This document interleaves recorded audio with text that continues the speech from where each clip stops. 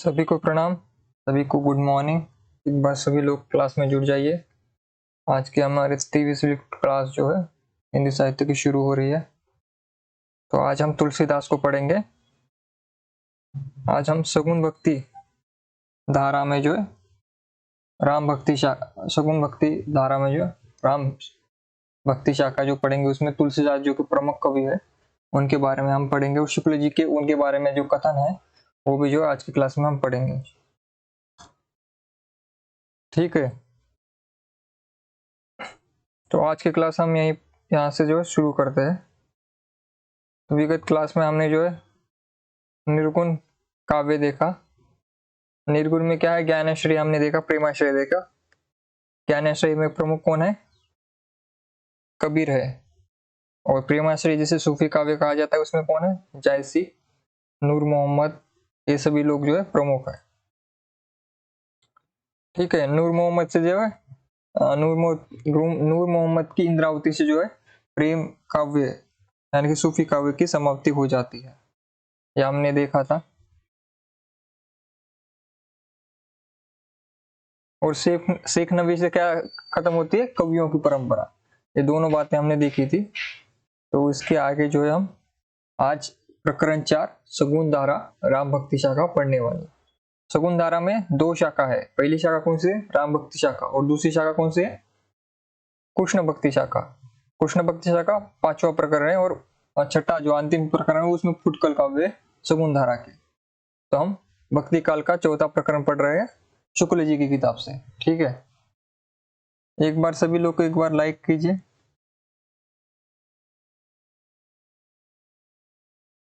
Good morning Pinky जी, मिष्टी Singh ji, good morning. सभी लोग एक बार क्लास में जुट जाइए जिससे हम क्लास शुरू करेंगे। ठीक है, तो आज हम क्या पढ़ रहे हैं? सगुन धारा।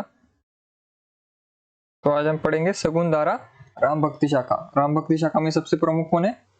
तुलसीदास। और तुलसीदास की कौन सी रचना हमारे सिलेबस में लगी हुई है? रामचरितमानस का उत्तरकांड। उत्तरकांड कौन सा कांड है? 7वां और अंतिम कांड है।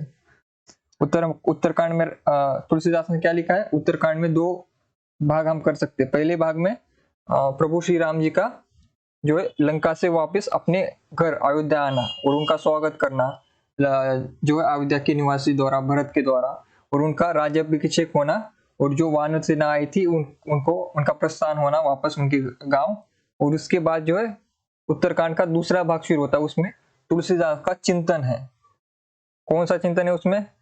उनमें नीति के बारे में उन्होंने बताया कि कलयुग के बारे में बताया। उसके साथ साथ जो है समाज में, वर्तमान समाज में, यानी कि उनका वर्तमान समाज ने आज का आधुनिक समाज जो है उसमें क्या क्या बदलाव हो रहे हैं, पहले कैसा था अभी कैसा हो रहा है, इस बारे में जो उनका गहरा चिंतन है। इसी कारण से जो है ये चिंतन होने के कारण, वैचारिक चिंतन होने के कारण ही जो है तुलसीदास जी का पूरा रामचरितमानस में से सारे पहले के 6 कांड काटकर केवल उत्तरकांड इसलिए रखा गया है क्योंकि उसमें तुलसीदास जी का चिंतन है जो कि आपके उपयोगी होगा, जीवन के उपयोगी, इसलिए उसे रखा गया है। तो कभी परीक्षा में पूछा जाए, किसी इंटरव्यू में पूछा जाए तो आपको बताना आना चाहिए, इसलिए मैंने रामचरितमानस के बारे में बताया है। ठीक है, तो एक बार सभी स्टूडेंट कक्षा को लाइक कीजिए। लक्ष्मी जी प्रणाम।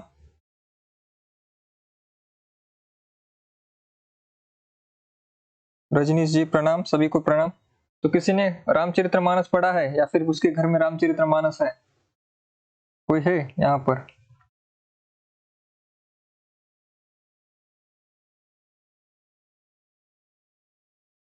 रामचरितमानस, अभी जो प्रमाणिक रामचरितमानस माना जाता है वो जो है गीता प्रेस का माना जाता है, जिसके टीकाकार थे हनुमान प्रसाद पोद्दार।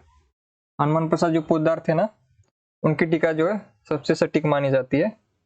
तो वही ग्रंथ जो मेरे पास भी है रामचरितमानस, उसका उत्तरकांड है।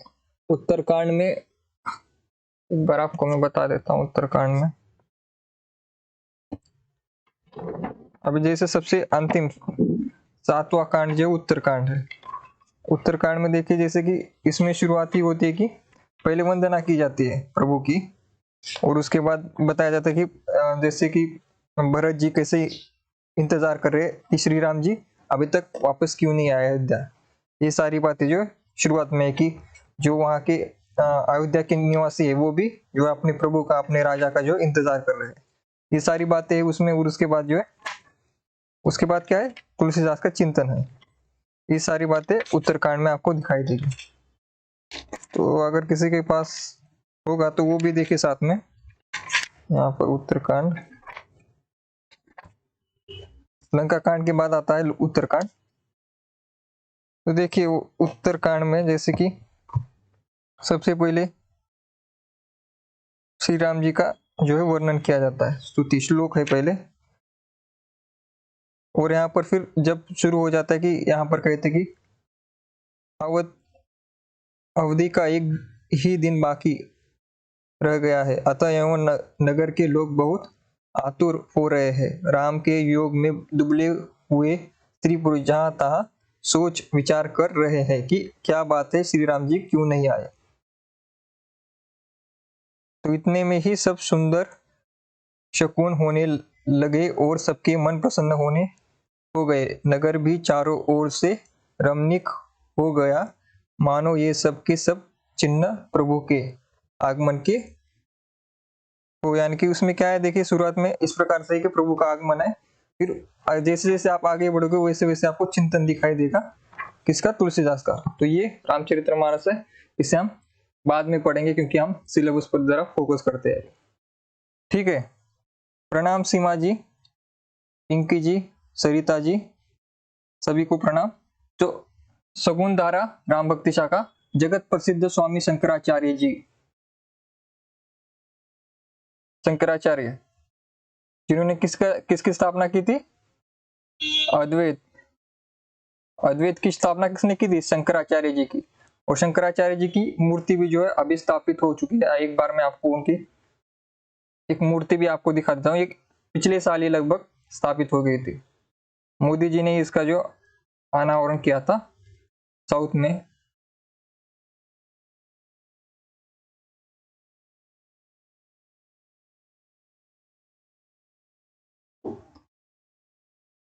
तो शंकराचार्य जी की आदि गुरु शंकराचार्य भी उन्हें कहा जाता है। तो उनकी एक तो उन्होंने हिमालय साइड में एक मूर्ति स्थापन की थी,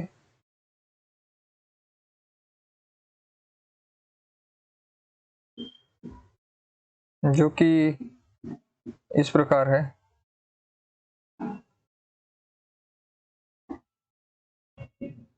अभी आपको पीपीटी में एक फोटो दिखेगी, उसे एक बार आप देख लीजिए।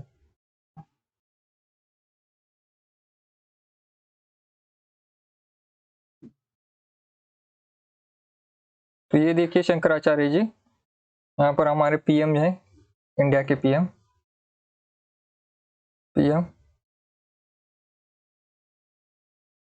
और यहाँ पर जो है शंकराचार्य जी की मूर्ति है, ये शंकराचार्य।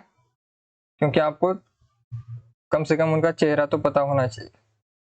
अगर आप कहीं गए और उनको उनकी तस्वीर कहीं दिखाई दी और किसी ने पूछा कि आप तो हिंदी के साहित्य के विद्यार्थी हो, ये कौन है, पूछा, तो आपको कम से कम पता होना चाहिए कि वो उनकी मूर्तियां कैसे दिखती है, या फिर किस प्रकार से उनकी मूर्तियां हो। या उनके हाथों में हमेशा एक प्रकार की इस प्रकार की जो ध्वज वाग जो एक छड़ी होती है, उनका प्रतीक है। शंकराचार्य उनके अनुयायी जो भी उनका प्रतीक होता है, एक प्रकार की छड़ी के प्रकार का एक डंडा होता है लंबा सा, जो वो साथ हमेशा रखते हैं। तो ये शंकराचार्य जी। ठीक है, क्या होता है कि अगर हम आपको फोटो दिखाए तो फोटो से जो है इंसान जल्दी याद हो जाते हैं, उनके नाम, उनके कर्म, क्योंकि आप इमेजिन कर सकते हो उनको एक फोटो के साथ।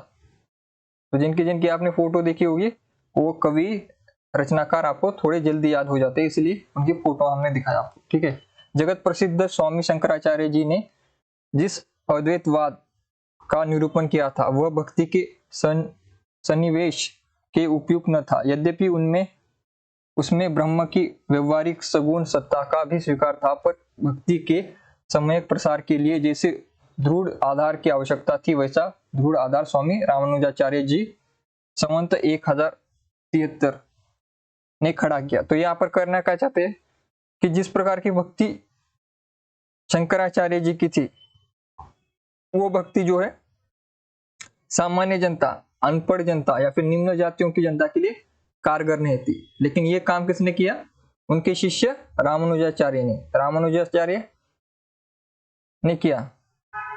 और शंकराचार्य के बाद रामानुजाचार्य आए और रामानुजाचार्य के बाद रामानंद आए। कौन आए? रामानंद। रामानंद को किसके गुरु थे? कबीर के। ठीक है, शंकराचार्य, रामानुजाचार्य और फिर रामानंद। ठीक है, तो रामानुजाचार्य जी जिनका संवत क्या था 1073 ने खड़ा किया उनके विशिष्ट द्वैतवाद। तो आपको याद कैसे करना है? रामानुजाचार्य का कौन सा है? राम शब्दों को आपको पकड़ना है। राम कहते, भगवान श्री राम क्या थे? विशिष्ट थे, वो साधारण थे नहीं, वो विशिष्ट थे। तो जब राम शब्द आएगा तो आपको क्या लगाना है? विशिष्ट अद्वैतवाद। और शंकराचार्य क्या है? अद्वैत, जिसको मुझे अद्वैत यानी कि जिसे शून्यवाद भी कहा जाता है, जिसमें क्या है? ईश्वर और आप में जो अंतर नहीं, आप ईश्वर के अंश हो। या फिर अद्वैत को ऐसे भी आदि योगी से याद कीजिए, और उससे याद कीजिए। जैसे शंकर जिनका आदि नाम थे, उसके अनुसार शंकराचार्य जब आएगा तो अद्वैतवाद लगाना है आपको, क्योंकि शंकराचार्य ने अद्वैतवाद की शुरुआत की थी और रामानुजाचार्य ने विशिष्ट अद्वैतवाद की शुरुआत की थी। राम विशिष्ट है और शंकर अद्वैत है, अद्भुत है, अद्वितीय है। तो इस प्रकार से आपको याद करना है, क्योंकि परीक्षा में आता ही है, हमेशा आता है कि शंकराचार्य का कौन सा उन्होंने संप्रदाय शुरू किया, फिर कौन सी भक्ति परंपरा है, कौन सा वाद शुरू किया। तो शंकराचार्य का वाद कौन सा है? अद्वैतवाद। और रामानुजाचार्य का कौन सा है? विशिष्ट अद्वैतवाद। ठीक है, विशिष्ट अद्वैत अनुसार जो है चीची द्विशिष्ट ब्रह्म के ही अंश जगत के सारे प्राणी है, जो उसी से उत्पन्न होते हैं और उसी में लीन होते हैं। अंततः इन जीवों के लिए उद्धार का मार्ग यही है कि वे भक्ति द्वारा उस अंशी का समीप्य लाभ करने का यत्न करें। रामानुज जी की शिष्य परंपरा देश में बराबर फैलती गई और जनता भक्ति मार्ग की ओर अधिक आकर्षित होती रही। तो देखिए, जो प्रसार प्रचार का काम है वो रामानुजाचार्य ने किया है। तो उनके शिष्य परंपरा काफी बड़ी रही, रामानंद भी उनके शिष्यों में रहे। और फिर वही शिष्य परंपरा क्या है? कबीर की, वही शिष्य परंपरा में जो है तुलसीदास भी बाद में आते हैं। ठीक है, इसके बाद रामानुजाचार्य और रामानंद की पद्धति में मुख्य भेद। यहाँ पर हमने इनके दोनों में जो पद्धति है उसके भेद हमको पढ़ने हैं। तो रामानुजाचार्य के शिष्य है रामानंद। तो रामानुजाचार्य क्या है? एक प्रकार से जो परंपरा से चलने वाले व्यक्ति है, जो जैसी परंपरा चलती आ रही थी, यानी कि शिक्षा का अधिकार, ज्ञान का अधिकार जो एक ही वर्ग के पास था पहले, उस परंपरा से रामानुजाचार्य आते हैं। लेकिन रामानंद क्या है? उनके लिए जात, धर्म, पंथ ये सब कुछ मायने नहीं रखता, वो सबके लिए द्वार खुले कर देते। कौन? रामानंद। और रामानंद ही वो व्यक्ति थे जो साउथ से जो है नॉर्थ की तरफ, दक्षिण भारत से जो उत्तर भारत की तरफ भक्ति को लेकर आते हैं। इसलिए कबीर कहते हैं कि भक्ति को किसने लाया? लाए रामानंद। तो ये वो रामानंद है, ठीक है, जो कि किसके गुरु हुए? कबीर के गुरु हुए। रामानुजाचार्य जी की मतावलंबी होने पर भी अपनी उपासना पद्धति का इन्होंने, रामानंद, विशेष रूप से रूप रखा। इन्होंने उपासना के लिए वैकुंठ निवासी विष्णु का रूप न लेकर लोक में लीला विस्तार करने वाले उनके अवतार राम का आश्रय लिया। तो राम किसके ईश्वर है? रामानंद के। आपको याद रखना है, रामानंद जहां पर है, रामानंद राम को मानते हैं, लेकिन वैकुंठ निवासी विष्णु को कौन मानते हैं? रामानुजाचार्य, जो उनसे पहले के थे, वो किसे ईश्वर मानते थे? विष्णु को। लेकिन रामानंद किसे ईश्वर मानते थे? रामानंद, राम को। ठीक है, तो उनके लिए इष्ट, आराध्य एक ही ईश्वर थे, राम। तो वो सिर्फ राम भक्ति करते थे रामानंद, क्योंकि वो अवतारी थे, वो उनका मनुष्य रूप भी है। तो ये मनुष्य रूप होने के कारण ही जो है भगवान विष्णु से ज्यादा प्रसिद्ध जो है राम हुए, क्योंकि वो मनुष्य है। उन्हें आंसू आते जब युद्ध वर्ण, जैसे आपने देखा निराला जी ने लिखा है राम की शक्ति पूजा में, जब उन्हें उनके आंसू गिरते तो इस प्रकार से जो उनमें इमोशन है ये दिखाया जाता है राम में, लेकिन भगवान यीशु में यह हम दिखा नहीं सकते क्योंकि वो साक्षात ईश्वर है, तो ईश्वर रो नहीं सकता। तो वो जो अंतर बैठ जाता है जनता में और ईश्वर में, एक भेदभाव कि ईश्वर तो ईश्वर ही है, ईश्वर ही कर सकता है, ये भेदभाव जो है बैठता है। लेकिन राम जो कि अवतारी पुरुष थे, इस दुनिया में आए, उन्होंने कष्ट झेला, तो उससे क्या हुआ, जनता जो अनपढ़ जनता थी उन्होंने जो है राम के साथ कनेक्ट किया। इसलिए जो है आप देखिए कश्मीर से लेकर नीचे जो है कन्याकुमारी तक जो है एक ही नाम चलता है राम, यानी कि सब जगह, सभी राज्यों में, सभी गांवों में देखिए राम को सभी लोग पूजा करते, उनका सभी लोग सम्मान करते, सभी लोग उन्हें आदर्श मानते। क्यों? क्योंकि वो जनता के बीच आए, जनता के बीच आए और जनता की तरह रहे, उन्होंने दुख झेला, वो जो है वनवास गए, वनवास में जो है जैसे एक दरिद्र व्यक्ति रहता है उस प्रकार से वो भी रहे, कष्टों में रहे। इसी कारण से जो जनता उनसे जुड़ती है, इसलिए बाकी ईश्वर से कम जुड़ती है, राम से ज्यादा स्नेह जनता को इसी कारण है क्योंकि वो उनकी तरह है। यहाँ की भारत की जनता क्या है, ज्यादातर जनता गरीब है, तो वो जनता कनेक्ट कर पाई राम से कि मेरा जैसा जीवन है वैसा ही राम जी का जीवन है, मेरा ईश्वर मेरे ही जैसा है, तो वो कनेक्ट कर पाए। इसलिए जो रामानंद ने जो है राम को जो है अपना ईश्वर माना, जिससे वो जनता में प्रसिद्ध हो पाए। ठीक है, इष्ट यानी कि ऐच्छिक, इष्ट का होता है जो हमें पसंद हो, जो हमारी आखिरी इच्छा हो, इष्ट सबसे प्रमुख, सबसे पसंदीदा। तो इष्ट देव क्या है उनके, राम, और उनका मूल मंत्र क्या है, राम नाम, राम राम राम जो है उनका, राम नाम जो है उनका मूल मंत्र है। इसलिए जब सीढ़ियों पर कबीर सोए हुए थे और रामानंद का उन पर पैर पड़ा था तो उन्होंने राम राम राम ये कहा था, क्योंकि उनका पैर लग गया था, तो वही उन्होंने, कबीर ने भी ये राम शब्द वहीं से लिया और इसी गुरु का मंत्र, मूल मंत्र माना और इसी को ही जो है अपने दोहों में रखा उन्होंने। यानी कि रामानंद ने उदारता पूर्वक मनुष्य मात्र को इस सुलभ सगुण भक्ति का अधिकारी माना और देश भेद, वर्ण भेद, जाति भेद आदि का विचार भक्ति मार्ग से दूर रखा। यह बात उन्होंने सिद्धों या नाथपंथियों की देखा देखी नहीं की, बल्कि भगवत गीता के संबंध में महाभारत, पुराण आदि के कथित सिद्धांतों के अनुसार की। तो उन्होंने जो जाति भेद, वर्ण भेद कहाँ से लिया है, इनका भेद न माना, कहाँ से, तो भागवत से और महाभारत और पुराण से उन्होंने ये भेदभाव को अलग किया। जैसे कि गीता में लिखा गया है कि वर्णाश्रम जो है कर्म पर आधारित है, ना कि जन्म पर। तो जिस प्रकार के आपके कर्म हो गया, अगर आपने जो है शिक्षा का मार्ग चुना है तो आप ब्राह्मण हैं, अगर आपने क्षत्रिय यानी कि लड़ने का मार्ग चुना है तो आप क्षत्रिय होंगे। आपने बहुत से देखे होंगे, जैसे बाजीराव पेशवे बल्लाल जाति से तो ब्राह्मण थे लेकिन वो योद्धा थे, इसलिए वो क्षत्रिय है।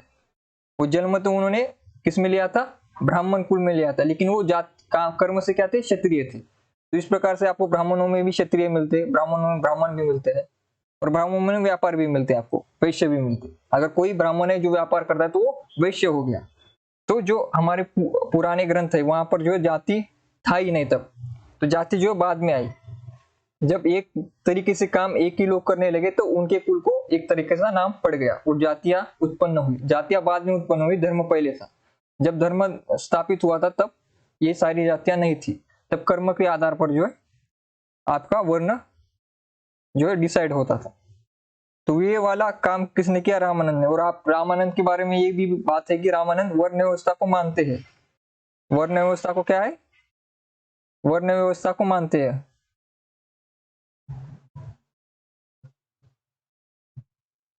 मानते है, लेकिन क्या नहीं मानते, भेदभाव।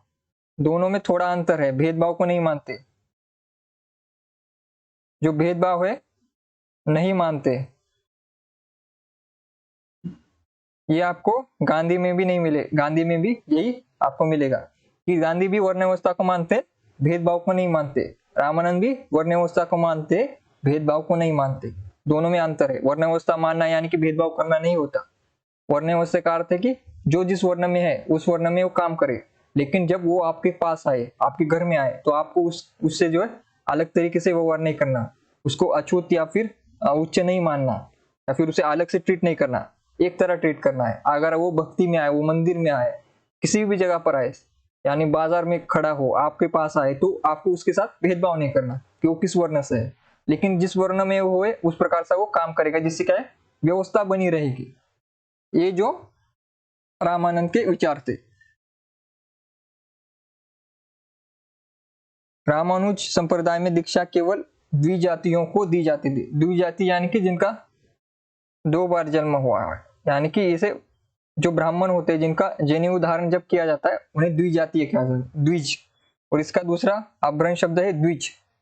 द्विज का अर्थ होता है 2 बार जन्म लेना। एक बार जन्म कब होता है, जब वो अपनी माता के गर्भ से जन्म लेते हैं, लेकिन जब उनका जो है जनेऊ संस्कार होता है, यानी कि शिक्षा दीक्षा शुरू होती है, तो उनका पुनर्जन्म होता है, दूसरा जन्म होता है, इसलिए उन्हें द्विज कहा जाता है। ब्राह्मणों को एक दूसरा नाम है द्विज, क्योंकि वो जब दीक्षा लेते हैं और जनेऊ धारण करते हैं, वो शिक्षा आरंभ करते हैं, तो उनका दूसरा जन्म होता है।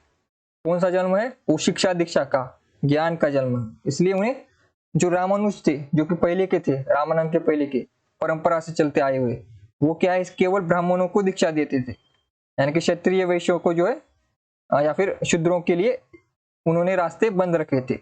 लेकिन ये रास्ते किसने खोले हैं बाद में, रामानंद ने। पर स्वामी रामानंद ने राम भक्ति के द्वारा सभी जातियों के लिए खोल दिए, क्या द्वार खोल दिए, और एक उत्साही विरक्त दल का संगठन किया, जो आज भी वैरागी नाम से प्रसिद्ध है। तो रामानंद ने जो पंथ खड़ा किया उसका नाम क्या है, आज उसे वैरागी नाम से जाना जाता है। भक्ति मार्ग में इनकी इस उदारता का अभिप्राय यह कदापि नहीं है, जैसा कि कुछ लोग मजाक और कहा करते हैं कि रामानंद जी वर्णाश्रम के विरोधी थे। तो यहाँ पर कुछ लोग इससे ये तथ्य निकालते कि जैसे कि उन्होंने सभी जातियों के लिए जो है द्वार खोल दिए, तो लोगों को लगता है कि वो वर्णाश्रम के विरोधी है, लेकिन यहाँ पर शुक्ल जी कहते कि वो वर्णाश्रम के विरोधी नहीं है। समाज के लिए वर्ण और आश्रम की व्यवस्था मानते हुए भी भिन्न भिन्न कर्तव्यों की योजना स्वीकार करते हैं। केवल उपासना के क्षेत्र में उन्होंने सबका समान अधिकार स्वीकार किया। तो वही बात कह रहा हूं कि जो मैंने कही यहाँ पर, वही शुक्ल जी कठिन शब्दों में कह रहे, जिसे मैंने आसान शब्दों में कहा कि वो वर्णाश्रम को मानते थे, यानी कि जिस वर्ण में आप हो, जैसे आप क्षत्रिय हो तो क्षत्रिय का काम करना होगा, लेकिन जब आप भक्ति करने के लिए पास आओगे तो ब्राह्मण आपके साथ भेदभाव नहीं करेगा, या फिर वैश्य आपके साथ भेदभाव नहीं करेगा, या फिर शूद्र आपके साथ भेदभाव नहीं करेगा। तब जब आप भक्ति करोगे तब आप ना शूद्र हो, ना ब्राह्मण हो, ना क्षत्रिय हो, ना वैश्य हो। लेकिन जब आप कर्म कर रहे हो तो आपका जो वर्ण है उस प्रकार से आपको करना पड़ेगा, क्योंकि धर्म में सबसे पहले क्या आता है, जैसे मैंने आपको पहले ही बताया था, धर्म में सबसे पहले क्या आता है, धर्म का पहला नियम क्या है, कर्म। बिना कर्म के धर्म नहीं होता। धर्म का अर्थ नहीं कि मंदिर में जाओ पूजा करो, धर्म का अर्थ है कर्म करो। तो कर्म सबसे पहले आता है।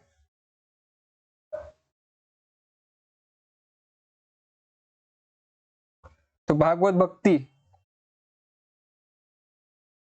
भक्ति में वे किसी भेदभाव को आश्रय नहीं देते थे। शुक्ल जी ने राम भक्त कवियों का इस क्रम में वर्णन किया है। सबसे पहले गोस्वामी तुलसीदास जी, स्वामी अग्रदास जी, नाभादास जी और प्राणचंद चौहान, फिर अंत में हृदयराम। तो यहाँ पर रामानंद क्या है, भक्ति में, भगवत भक्ति में, यानी कि ईश्वर भक्ति में वो भेदभाव नहीं करते थे, लेकिन वर्णाश्रम को वो मानते थे। ठीक है, ये आपने पढ़ा। और सभी जातियों के द्वार किसने खोले, रामानंद ने। रामानंद के शिष्य कौन हुए, कबीर हुए। ठीक है, इसके बाद हम गोस्वामी तुलसीदास जी को पढ़ेंगे, क्योंकि हम राम भक्ति शाखा पढ़ रहे हैं, और राम भक्ति शाखा में सबसे प्रमुख कौन है, तुलसीदास। ठीक है,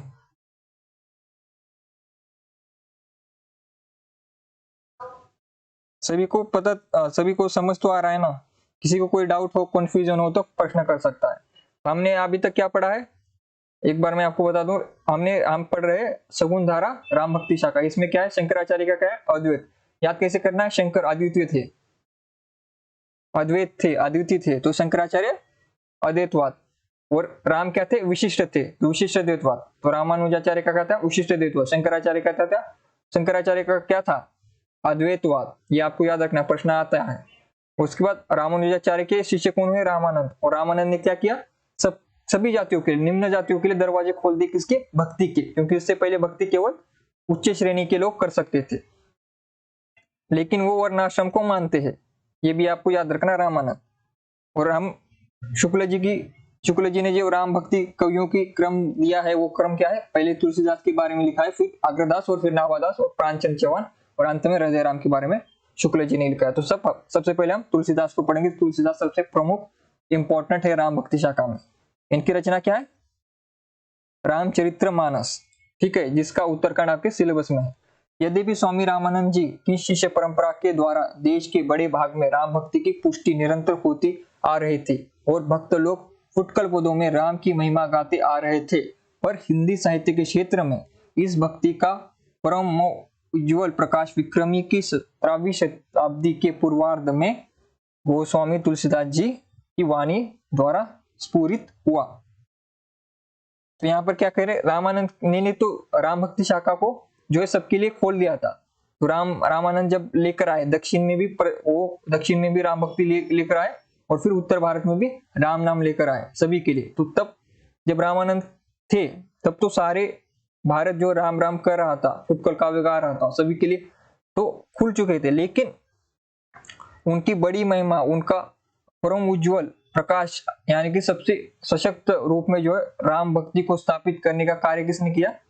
तुलसीदास ने। तुलसीदास ने अपनी वाणी से यानी कि रामचरितमानस से जो है, जो छोटा मोटा जो राम नाम का दोहा चल रहा था, राम राम गाते आ रहे थे, लेकिन उसे एकदम सशक्त रूप में किसने स्थापित करा? राम नाम को पूरे कश्मीर से लेकर कन्याकुमारी तक तुलसीदास ने, तुलसीदास जी की रामचरितमानस ने। जब रामचरितमानस लिखी गई उसके बाद उसका जो प्रचार हुआ तो राम नाम जो है और भी सशक्त रूप में जो है स्थापित हुआ। क्योंकि आज भी आप देखिए, आज भी जो रामचरितमानस को ही सबसे ज्यादा पढ़ा जाता है, बांचा जाता है कभी भी, और कभी भी कोई उदाहरण आते तो यहीं से आते, तुलसीदास जी से। तुलसीदास जी से पहले भी बहुत लोगों ने रामायण लिखी है, तुलसीदास जी के बाद में भी बहुत लोगों ने लिखी है। बहुत से अनुवाद हुए, हिंदी में अनुवाद हुए, खड़ी बोली में अनुवाद हुए, दुनिया भर की भाषाओं में अनुवाद हुए, लेकिन अवधी में लिखी गई रामचरितमानस तुलसीदास जी की, उससे बड़ी रचना आज तक रामचरित्र में नहीं हुई। सबसे बड़ी, सबसे प्रसिद्ध वही रही। तो राम नाम को स्थापित करने का सबसे बड़ा काम किसने किया? सबसे बड़ा योगदान किसका है? तो तुलसीदास जी का है। ठीक है, वही बात जो शुक्ल जी यहाँ पर कह रहे हैं, दूसरा कुछ है नहीं। तो 17वीं शताब्दी के पूर्वार्ध में जब ये रचना हुई है तो उसके बारे में कह रहे हैं कौन? शुक्ल जी। तो संवत में बात करते हैं शुक्ल जी, तो संवत को आपको याद रखना होगा। योग मार्ग से भक्ति मार्ग का पार्थक्य गोस्वामी जी ने बहुत स्पष्ट शब्दों में बताया है। योग मार्गी ईश्वर को अंतस्थ मानकर अनेक प्रकार की अंत साधनाओं में प्रवृत्त करता है। सगुण भक्ति मार्गी ईश्वर को भीतर और बाहर सर्वत्र मानकर उनकी कला का दर्शन खुले हुए व्यक्त जगत के बीच में करता है। वह ईश्वर को केवल मनुष्य के क्षुद्र घट के भीतर ही नहीं मानता। तो यहाँ पर जो है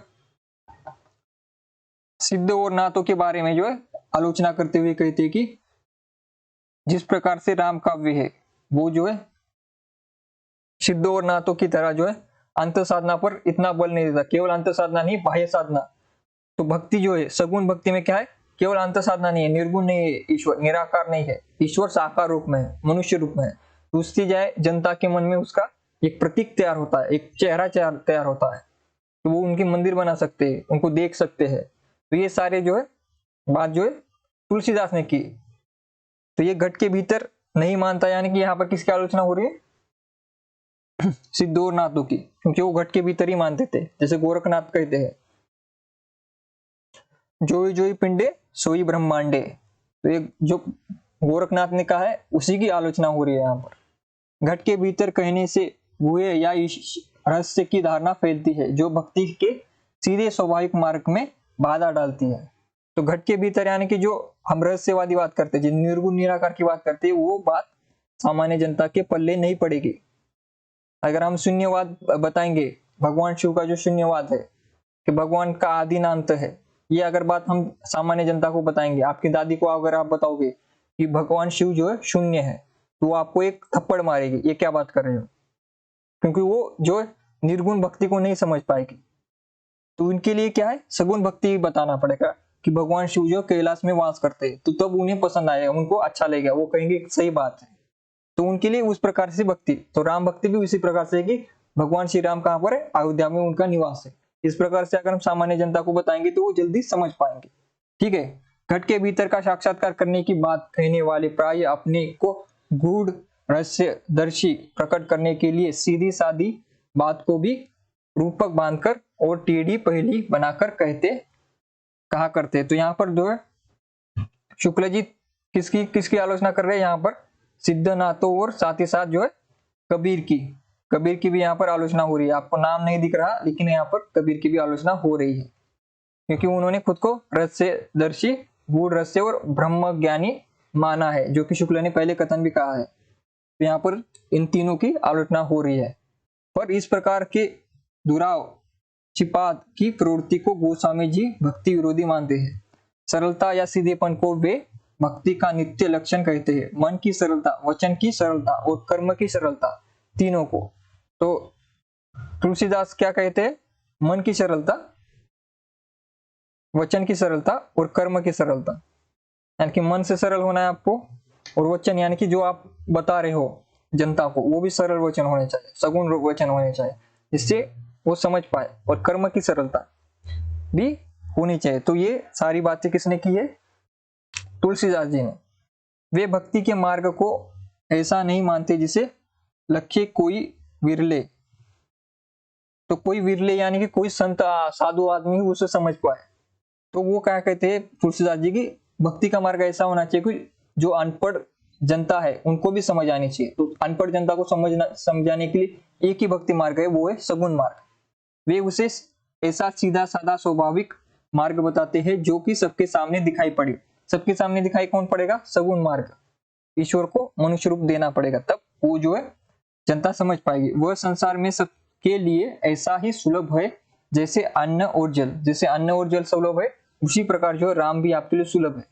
राम को समझना सुलभ है, क्योंकि उनका जो है वर्णन हमेशा सगुण रूप में किया गया है। इसलिए आप राम को जल्दी समझ पाओगे। इसलिए आप सिद्धों को कभी समझ नहीं पाओगे, सिद्धों की कुंडलियां को, महासुखवात को, ये नहीं समझ पाओगे, क्योंकि वो अंत साधना पद्धति पर अवलंबित है। इन्हें समझना मुश्किल होता है। ठीक है, तो सगुण को समझना सामान्य जनता के लिए सबसे सरल है। इसीलिए आपको दिखाया जाएगा कि सगुण जो भी धारा है, कृष्ण भक्ति और राम भक्ति प्रसिद्ध रही। आज भी जनता में देखिए कृष्ण मंदिर है, राम मंदिर है, लेकिन सिद्ध और नाथ आपको कहीं दिखाई नहीं देंगे, क्योंकि उन्होंने क्या किया, निर्गुण ईश्वर की आराधना की। इसके कारण जो है उनकी जनता में जो है रुचि नहीं रही। सगुण धारा की भारतीय पद्धति के भक्तों में कबीर, दादू आदि के लोक धर्म विरोधी स्वरूप को यदि किसी ने पहचाना तो गोस्वामी जी ने। उन्होंने देखा कि उनके वचनों से जनता की चित्तवृत्ति में ऐसे घोर विकार की आशंका है जिससे समाज विशृंखल हो जाएगा, उसको मर्यादा नष्ट हो जाएगा। तो जो है तुलसीदास जी ने ये देखा कि जो कबीर, दादू, दयाल, ये क्या थे, सभी निर्गुण धारा के कवि थे। अगर निर्गुण धारा के कवि अगर निर्गुण ईश्वर की स्थापना करेंगे तो उससे क्या होगा कि जो हमारी एकता है, अखंडता है, वो टूट जाएगी। तो उस अखंडता को बनाए रखने के लिए तुलसीदास जी ने रामचरितमानस की रचना की। उसमें उन्होंने सगुण ईश्वर की स्थापना की, जिससे आप देखेंगे कि कश्मीर से लेकर कन्याकुमारी तक जो राम जी का एक ही स्वरूप है। उनके हाथ में धनुष होता है, उनके बगल में लक्ष्मण जी और सीता जी होती है, और उनके चरणों में जो हनुमान जी होती है। वो जो प्रतीक है पूरी जनता को पता है। आप ये प्रतीक अगर कन्याकुमारी में जाकर भी बताओगे तो वहां पर भी यही प्रतीक है। अगर कश्मीर में जाओगे वहीं भी एक प्रतीक है। अभी यहाँ से इंडिया के बाहर जाओगे, म्यांमार की तरफ जाओगे या फिर उससे अगल बगल अगर जाओगे आपके, तो रामचरितमानस केवल इंडिया में नहीं है, इंडिया के आजू बाजू के जो भी देश है उनमें भी जो राम कथा काफी प्रसिद्ध रही है।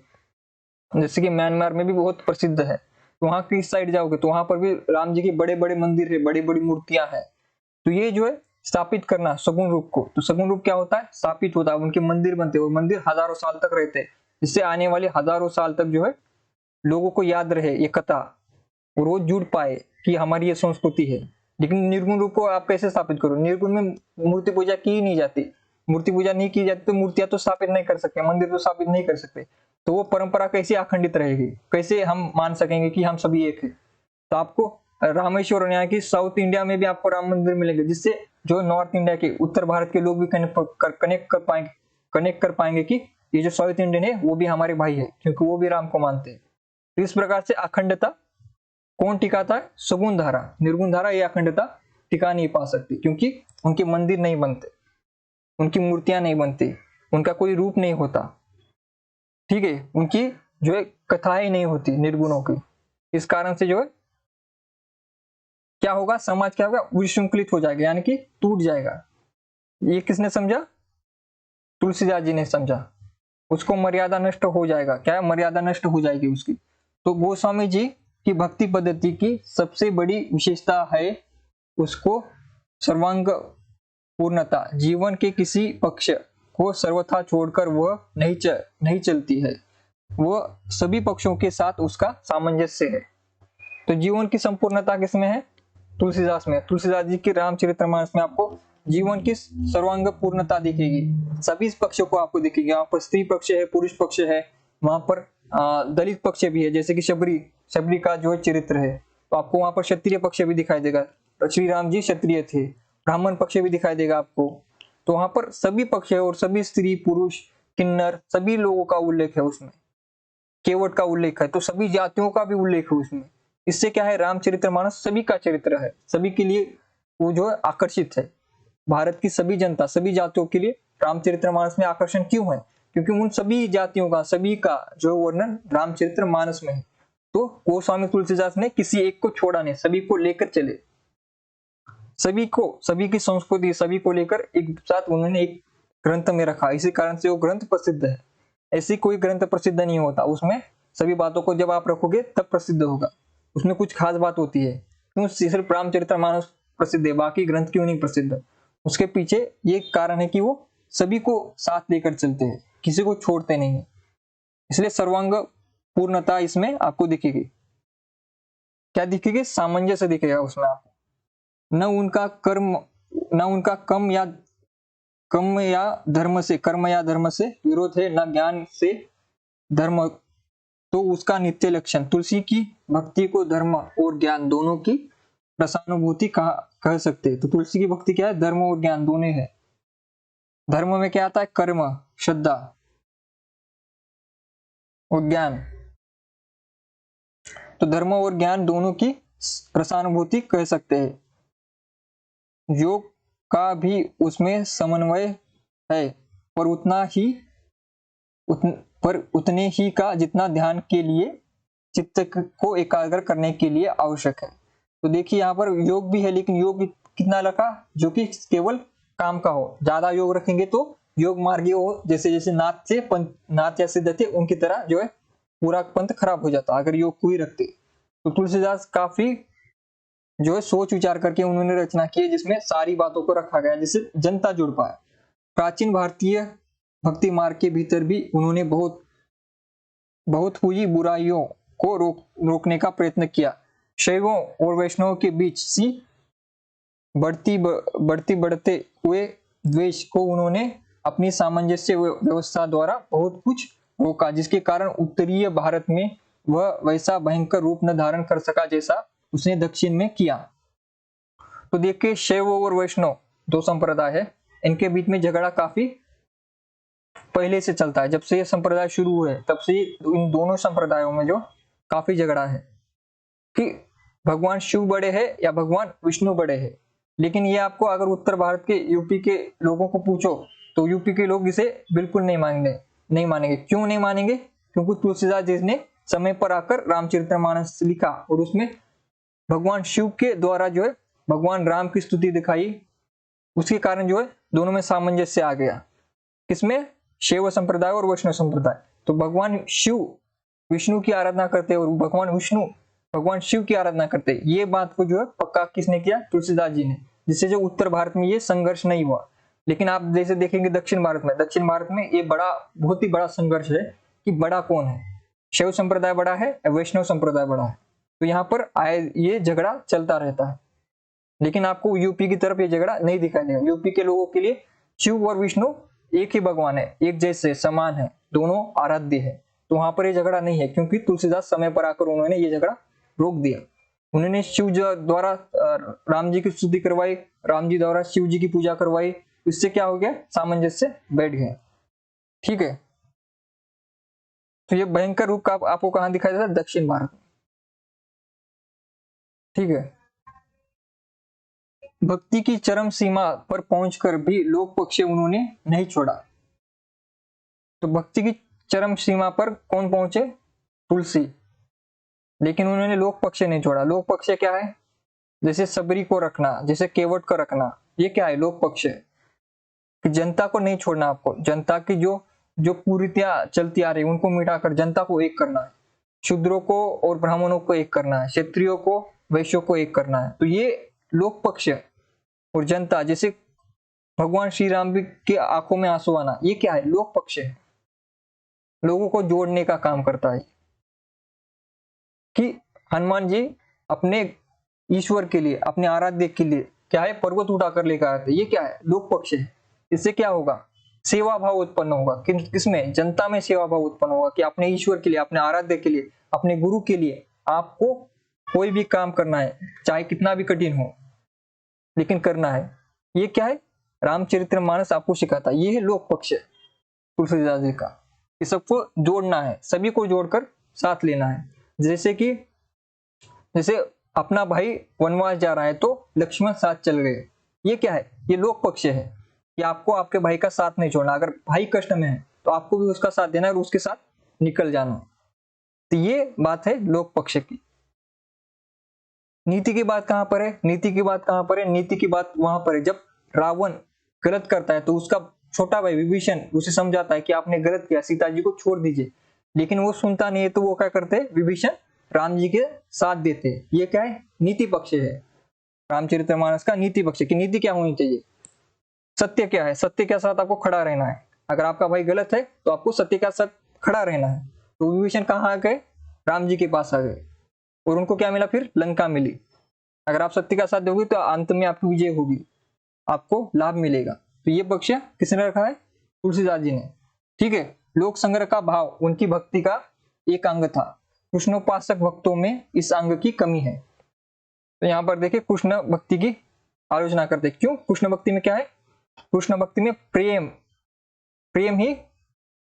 प्रेम भाव को ज्यादा ही सीरियस लिया गया है। प्रेम भाव को ही ज्यादा रखा गया। कृष्ण भक्ति में आपको प्रेम ज्यादा दिखाई देगा। जैसे मीरा का प्रेम, उसमें प्रेम पक्ष ही ज्यादा है, भक्ति ज्ञान पक्ष कम है, कर्म पक्ष कम है।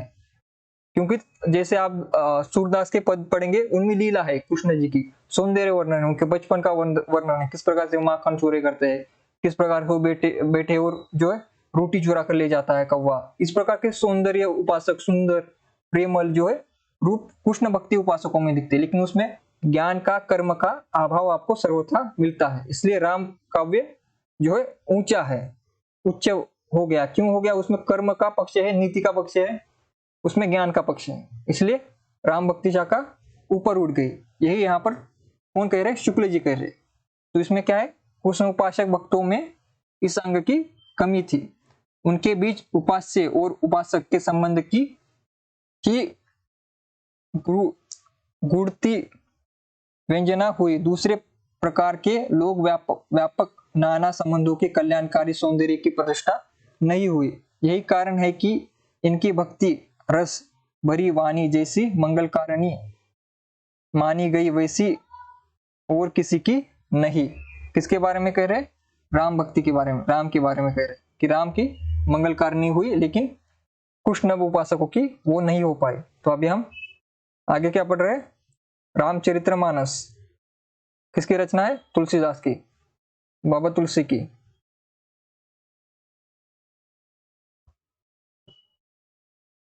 तो तुलसीदास जी की रचना कौन सी है? रामचरितमानस।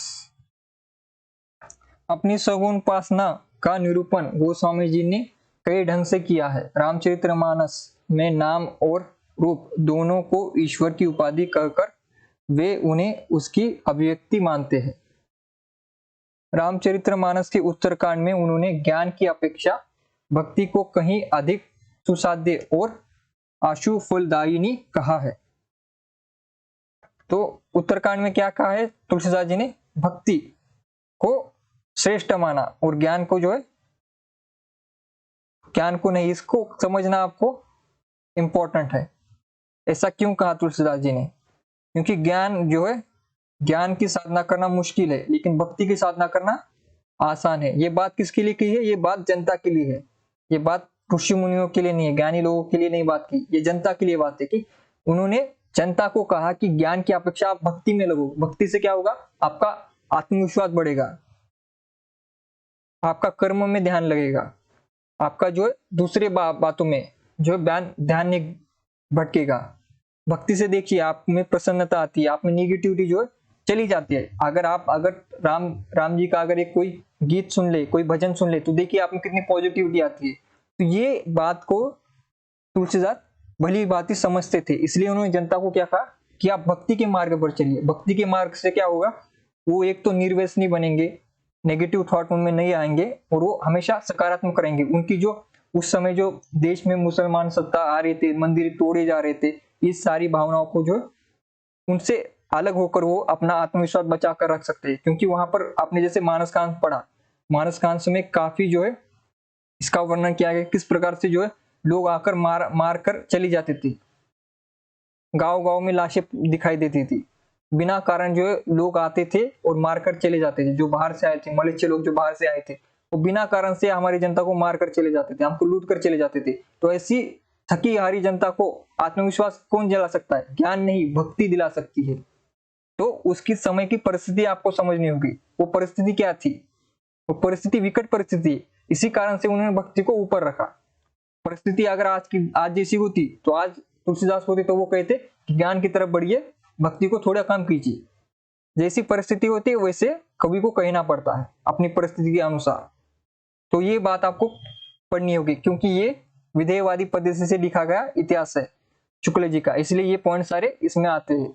अगर ये वर्णानुक्रम होता, कालानुक्रम होता, तो ये बातें सभी आती नहीं। तो जिस प्रकार से मैंने आपको विधेयवादी पद्धति पढ़ाई थी, तो ये है विधेयवादी पद्धति का स्वरूप। इस प्रकार से जो है आप उनकी आलोचना को देख सकते हैं, क्यों उन्होंने ज्ञान की अपेक्षा भक्ति को कहीं अधिक सुसाध्य और आशु फलदायिनी कहा है। तो इसमें आपको कोई डाउट नहीं होना चाहिए कि क्यों कहा।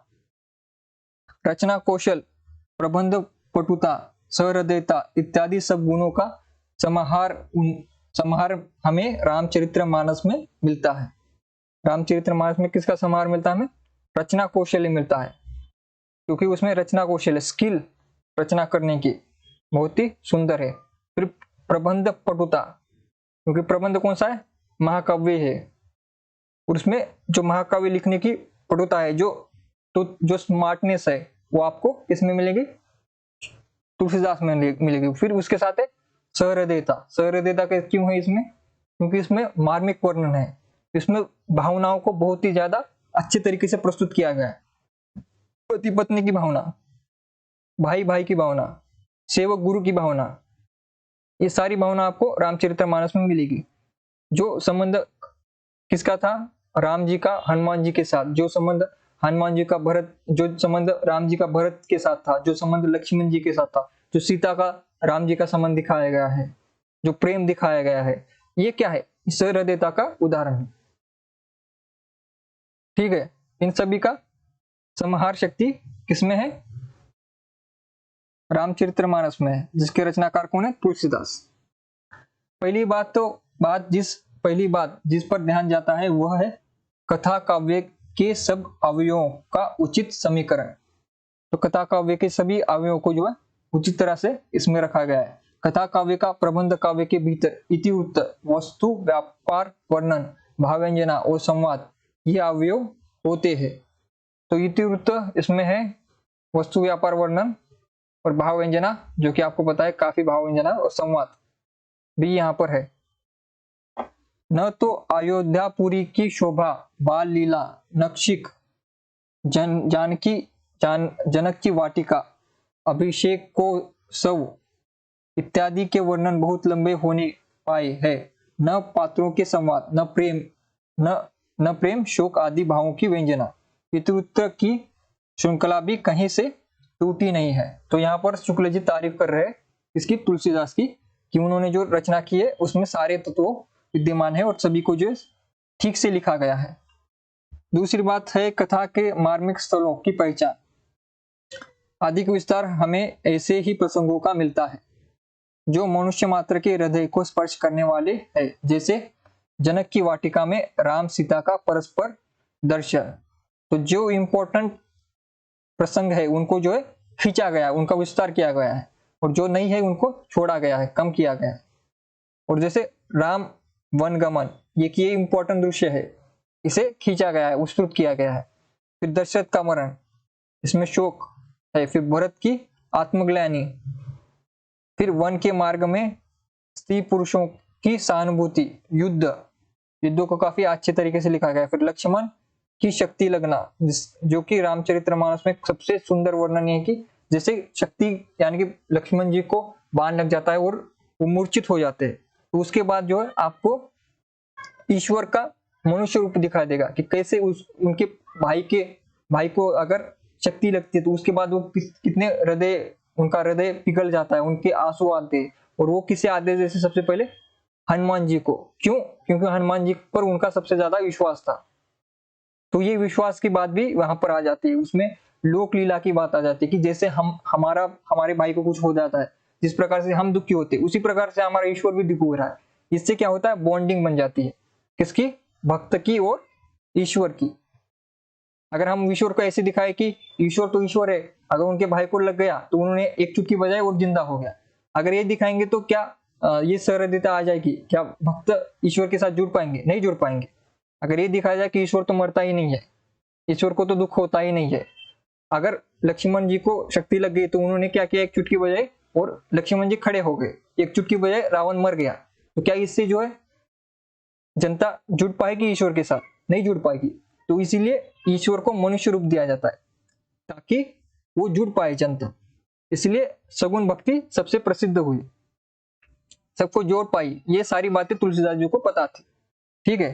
तीसरी बात है प्रसंगानुकूल भाषा। रसों के अनुकूल कोमल कठोर पदों की व्यंजना तो निर्दिष्ट रूढ़ी ही है। उसके अतिरिक्त गोस्वामी जी ने इस बात का भी ध्यान रखा है कि किस तल पर विद्वानों या शिक्षितों की संस्कृत मिश्र भाषा रखनी चाहिए और किस तल पर ठेठ बोली। घरेलू प्रसंग समझकर कैकेयी और मंथरा के संवाद में उन्होंने ठेठ बोली और स्त्रियों में विशेष चलती प्रयोगों का व्यवहार किया है। तो देखिए यहाँ पर वाक्पटुता कितनी तुलसीदास में है कि जिस प्रकार के प्रसंग है उस प्रकार से उन्होंने भाषा रखी। अगर राम रावण का संवाद होगा तो उसमें संवाद में संस्कृत निष्ठ होगा, लेकिन अगर एक स्त्री बोल रही है, अपने घर में बोल रही है, तो घर में कौन सी भाषा बोलते हैं? हम ठेठ बोलते हैं। हम घर में ठेठ अवधि बोलते हैं ना, हम जब घर में बोलते हैं, क्योंकि घर में हम लोकल भाषा अपनी मातृभाषा बोलते हैं। लेकिन अगर आप ऑफिस चले जाओ तो आप क्या बोलेंगे? खड़ी बोली। लेकिन घर में आकर ठेठ बोलोगे। तो इस बात का जो है तुलसीदास ने काफी जो है महत्व देकर जो है ध्यान देकर लिखा है कि प्रसंगानुकूल भाषा को उन्होंने रखा। जिस प्रकार का प्रसंग है, कौन बोल रहा है, उसका नॉलेज कितना है, उस प्रकार से जो है उसकी भाषा भी रखी गई है, जो कि आपको आगे चलकर आधुनिक काल में भी आपको दिखाई देता है। किसी आपको मूवी में भी देखिए तो आपको वहां पर भी दिखाई देता कि हर मूवी में हीरो की भाषा अलग होती है, विलेन की भाषा अलग होती है, पढ़े लिखे की भाषा अलग होती है, अनपढ़ की भाषा अलग होती है। तो कैरेक्टर को जब आप गढ़ते हैं तो उसके साथ उसकी भाषा भी गढ़नी पड़ती है। तो ये बात अगर लेखक लिखता है, कवि लिखता है, तो वो श्रेष्ठ काव्य कहलाता। ठीक है। अनुप्रास की और प्रवृत्ति तो सब रचनाओं से स्पष्ट लक्षित होती है। चौथी बात है श्रृंगार की शिष्ट मर्यादा के भीतर बहुत ही व्यंजक वर्णन। जिस धूमधाम से मानस की प्रस्तावना चली है उसे देखते ही ग्रंथ के महत्व का आभास मिल जाता है। उससे साफ झलकता है कि तुलसीदास जी अपने ही तक दृष्टि रखने वाले भक्त न थे, संसार को भी दृष्टि फैलाकर देखने वाले भक्त थे। तो तुलसीदास की दृष्टि क्या है? आंतरिक नहीं है, बाह्य है। वो संसार की दृष्टि है उनकी। वो अपनी दृष्टि से नहीं देखते, वो संसार की दृष्टि से देखते। संसार की दृष्टि से देखना क्या है? ऊपर से देखना। इंसान हमेशा अपनी आंखों से देखता है, लेकिन जो बड़े लोग होते हैं वो ऊपर से देखते हैं। यानी कि जैसे हम पृथ्वी को ऊपर जैसे देखते हैं, तो सभी मनुष्यों को देखना, तो जो ऊपर से देखता है वो श्रेष्ठ हो जाता है। लेकिन नॉर्मली जनता क्या देखती है? अपनी आंखों से देखती है। अगर आपका नुकसान हो रहा है सामने वाले से तो आप क्या कहेंगे कि ये बुरा है। लेकिन समग्र रूप से अगर देखेंगे, आप ऊपर से देखेंगे, तो कौन गलत है कौन सही है आपको दिखाई देगा। लेकिन नॉर्मल इंसान क्या कहता है? जो मेरे साथ बुरा कर रहा है वो बुरा है, और दुनिया में सबसे अच्छा कौन है? मैं ही हूँ। ये क्या है, छोटी सोच है। बड़ी सोच क्या है कि आपको अपना ना देखकर सभी का देखना है, ऊपर से देखना है आपको। जैसे हम ऊपर से पृथ्वी को देखते हैं तो आपको सभी एक जैसे दिखते हैं मनुष्य। जैसे अगर आप 10वीं मंजिल पर खड़े हो और नीचे देखते हो तो इंसान आपको ऐसे सभी इंसान एक जैसे दिखेंगे, जैसे चींटियों जैसे खड़े हुए, उनमें आप भेदभाव नहीं कर सकते। उसी प्रकार से भेदभाव रहित जो है आपको देखना पड़ता है। ये भेदभाव रहित दृष्टि किसके पास है? तुलसीदास जी के पास है।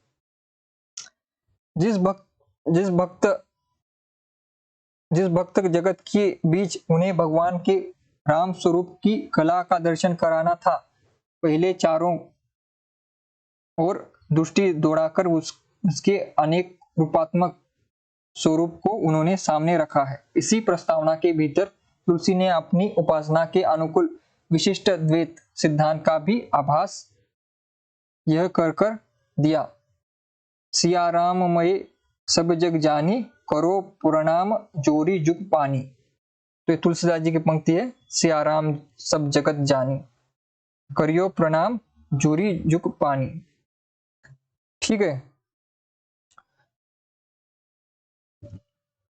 तो आज की क्लास हम यहाँ पर समाप्त करेंगे और कल से जो नवीन प्रसंगों की उद्भावना और तुलसी कि कैसे तुलसीदास जी ने पहले जो लिखी गई रामायण थी उसमें फेरबदल किस प्रकार से किया और नए प्रसंगों को कैसे रखा, वो कल हम पढ़ेंगे। तो आज जितना पढ़ा हमने, आज पढ़ा तुलसीदास जी की भाषा कि उनमें संहार शक्ति थी, कि सबको साथ लेकर चलने की शक्ति थी। उन्हें किसी को भी छोड़ा नहीं है, लोग को नहीं छोड़ा। भक्ति की उत्तुंग शिखर पर पहुंचने के बाद भी उन्होंने लोक भाषा, लोक काव्य, लोक जनता, इन सभी को जो अपने ध्यान में रखा। ठीक है, भक्ति की चरम सीमा पर पहुंचकर भी लोक पक्ष को उन्होंने नहीं छोड़ा था। ये सारी बातें हमने देखी। उनमें क्या है, रचना कौशल्य, प्रबंध पटुता है, सहृदयता उनमें हमें मिलती है। ठीक है, और उन्होंने रामचरितमानस को सगुन में क्यों लिखा, सगुन धारा को क्यों चुना, इसके बारे में भी हमने देखा कि निर्गुण जनता तक नहीं पहुंच पाता, सगुन किस प्रकार से जनता तक पहुंच पाता है। इसके मैंने आपको बहुत से उदाहरण दिए हैं, तो आपको इसमें कभी डाउट नहीं होना चाहिए। ठीक है, और रामानंद का राम नाम मंत्र कैसे हुआ, वो राम को ही इष्ट क्यों मानते थे, ये सारी बातें हमने पढ़ी। रामानुजाचार्य भी पढ़ा हमने। रामानुजाचार्य क्या थे? रूढ़ी परंपरा से चलते आ रही आचार्य थे, लेकिन रामानंद ने क्या किया, सभी जातियों के लिए द्वार खोल दिए। तो रामानंद के ही शिष्य कौन हुए? कबीर हुए। रामानंद की ही परंपरा में, गुरु परंपरा में, शिष्य परंपरा में कौन आते? शिष्य परंपरा में रामानंद के तुलसीदास आते हैं। ठीक है, और हमने ये पढ़ा कि शंकराचार्य का क्या था? अद्वैतवाद। और विशिष्ट अद्वैतवाद किसका है? रामानुजाचार्य का। ठीक है, और एक बार मैं आपको ये भी दिखा देता हूं। आज हमने एक कविता आपको YouTube पर अपलोड की है। अगर सभी ने देखी हो तो अगर किसी ने नहीं देखी हो तो जाकर देख ले। ठीक है,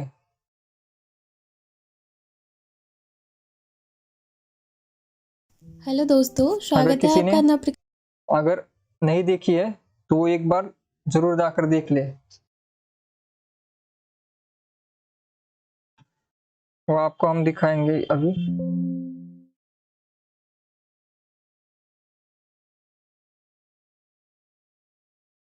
सभी ने एक बार देखी है? अभी जो नागार्जुन की कविता हमने अपलोड की थी, सभी ने देखी या नहीं?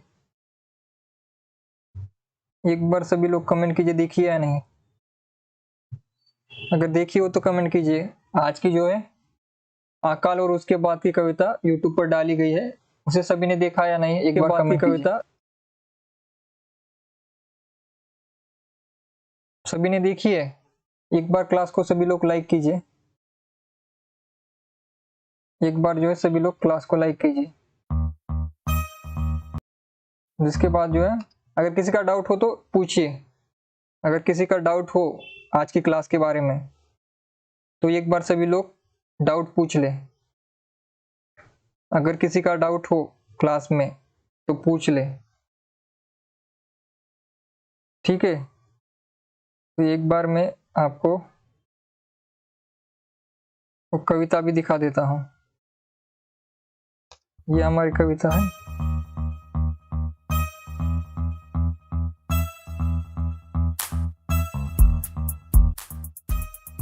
कई दिनों तक चूल्हा रोया, चक्की रही उदास। तो ये कई दिनों बाबा तक नागौर की कुटिया कविता सोई उसके पास। अकाल और उसके कई बाद दिनों तक लगी भीत पर चिपकलियों इसमें दो की भाग है। कष्ट। एक भाग है जब अकाल पड़ता है तो कई दिनों किस तक प्रकार की चूल्हा परिस्थितियां की उत्पन्न होती है कि शिकस्त लोग भैया, जो हालत दाने रही दाने पे शिकस्त। तरसते हैं। लेकिन दूसरा भाग दिखाया गया है कि दाने अकाल आए खत्म घर होने के के बाद अंदर किस कई प्रकार दिनों से के एक बाद। गरीब के घर में दाने खुशियां आती आए है। घर के अंदर कई दिनों के बाद। तो ये जो है वर्णन धुआं इसमें उठा दिखाया आंगन गया है। से ऊपर कई दिनों के तो इस बाद। कविता को भी आपको जो चमक है उठी घर भर एक की बार आंखें देखना कई है। दिनों के बाद है भैया, कई दिनों के बाद। कौवे ने खुजलाई पाके कई दिनों के बाद। ठीक है, कौवे ने खुजलाई पाके कई दिनों के बाद। तो इसको भी आपको एक बार देखना है। और किसी का कोई डाउट हो तो ये बता सकता है।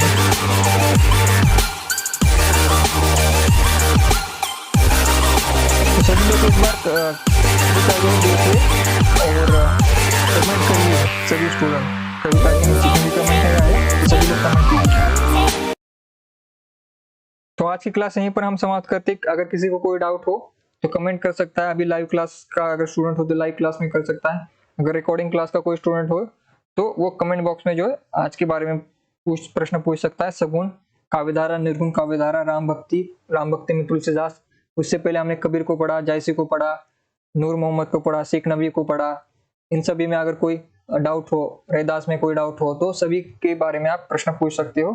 तुलसीदास आपके लिए इम्पोर्टेंट है, तुलसीदास इम्पोर्टेंट है, जायसी इम्पोर्टेंट है, सूरदास इम्पोर्टेंट है और कबीर इम्पोर्टेंट है भक्ति काल में। भक्ति काल में ये जो चार व्यक्ति है जिनके अभी मैंने नाम लिए, ये चारों व्यक्ति आपके लिए इम्पोर्टेंट है, इसलिए हम इन पर थोड़ा ज्यादा चर्चा करेंगे। और ये केवल परीक्षा के लिए नहीं, आगे आपके भविष्य में भी ये सारे कवि आपके काम आएंगे। जब आप पढ़ाओगे या फिर कभी आप इंटरव्यू देने जाओगे तो वहां पर भी ये प्रश्न पूछे जाते हैं, तो वहां के लिए भी आपको एक कारगर होंगे और जीवन जीने के लिए भी ये व्यक्ति आपके लिए कारगर होंगे, मददगार होंगे। कबीर, तुलसीदास, इनको अगर आप पढ़ेंगे तो आपका जीवन भी सफल रहेगा। आप निर्णय अच्छे से ले पाओगे, आप में संयम बढ़ेगा। ठीक है, साहित्य के विद्यार्थियों को हमेशा शांत रहना चाहिए, दुख में सुख में हर गति में। जल्दी से गुस्सा होना, अगर आपको जल्दी गुस्सा होता है तो आपको रामचरितमानस पढ़ना चाहिए, मानस का हंस पढ़ना चाहिए जो कि आपके सिलेबस में है। इससे आप गुस्से को कंट्रोल कर सकते हो, क्योंकि साहित्य के विद्यार्थियों का हमेशा संयमी होना चाहिए। अगर संयमी अगर साहित्य का विद्यार्थी नहीं है तो उसने साहित्य को ठीक से जाना नहीं है, तो पहली बार में ही देखकर पता चल जाएगा। तो ऐसा आपके साथ ना हो, इसका ध्यान आपको रखना है। ठीक है, आज की क्लास में अगर कोई डाउट हो तो सभी लोग कमेंट कीजिए। अगर किसी का कोई डाउट ना हो तो आज की क्लास यहीं पर समाप्त करते हैं। आज की क्लास आपको कैसी लगी? कुछ सुझाव व सुधार हो तो आप कमेंट जरूर कर सकते हैं। मैं हर प्रकार की आलोचना के लिए तैयार रहता हूँ, लेकिन शर्त यही है कि आलोचना में तथ्य हो। बिना तथ्यों की आलोचना मुझे पसंद नहीं है। तथ्य के साथ अगर आप आलोचना करोगे तो उससे बढ़कर कुछ नहीं होगा।